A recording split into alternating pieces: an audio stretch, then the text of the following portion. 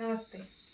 आज मैं आपको नदियों के बारे में बताऊंगी, जिसमें हम पढ़ेंगे बनास नदी के बारे में।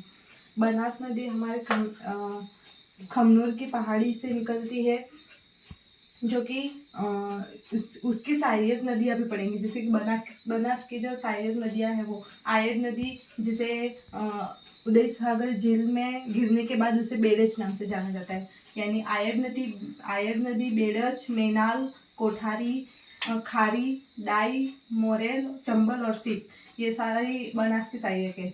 यानी चंबल तो नहीं है, परंतु है ना, इसमें जो ये त्रिवेणी संगम मिलते हैं ये भी होते हैं। बनास नदी निकलती है, जिसे बनास नदी के फर्स्ट जो त्रिवेणी संगम मिलते हैं वो है बनास, बेड़च और मेनाल की है, जो खमनोर की पहाड़ी से निकलती है। उसके बाद गोगुंदा की पहाड़ी से आयड नदी निकलती है, जो उदय सागर झील में गिरने के बाद बेड़च नाम से जानी जाती है। और इन तीनों का त्रिवेणी संगम भीलवाड़ा बिंगोद में होता है। उसके बाद हम चित्तौड़गढ़ में मांडलगढ़ पहाड़ी से मेनाल नदी पढ़ेंगे, जो कि मेनाल नदी चित्तौड़गढ़ से निकलती है। फिर वो आगे जाके ये त्रिवेणी संगम इन्हीं का बनता है, ये रही मेनाल का।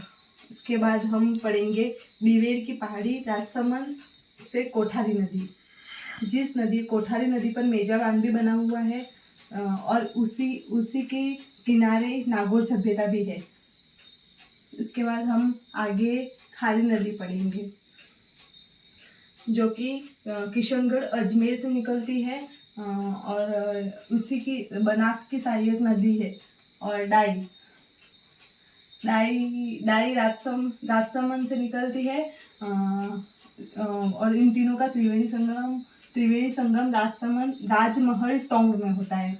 और उसी के किनारे बनास नदी के तट पर ही बीसलपुर बांध बना हुआ है, जो कि है ना जयपुर में जलापूर्ति के लिए प्रसिद्ध। जयपुर में जो जलापूर्ति होती है वो बीसलपुर बांध से होती है। ये लिखना भूल गई है।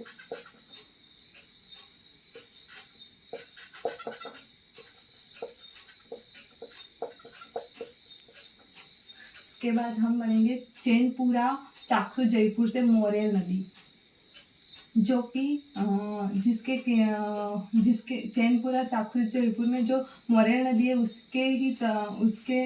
नदी पर मोरेल बांध भी बना हुआ है, जो सवाई माधोपुर में है। मोरेल बांध वो सवाई माधोपुर में है, वो जो मोरेल नदी पर बना हुआ है। इसके बाद हम ये त्रिवेणी संगम फिर से आ गया है, जो कि चंबल, सीप और बनास का होता है। जो सीप नदी है वो श्योमपुरा पहाड़ी एमपी से निकलती है। ये चंबल भी एमपी से ही निकलती है, और लेकिन ये तीनों फिर यहाँ पे त्रिवेणी संगम यहाँ पे होता है रामेश्वर घाट में।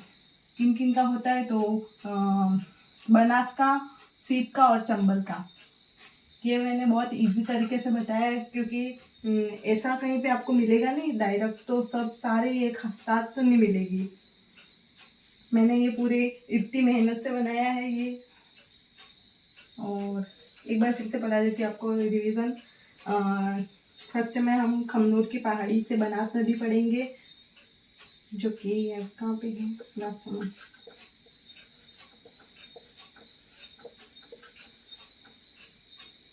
उसके बाद हम गोगुंदा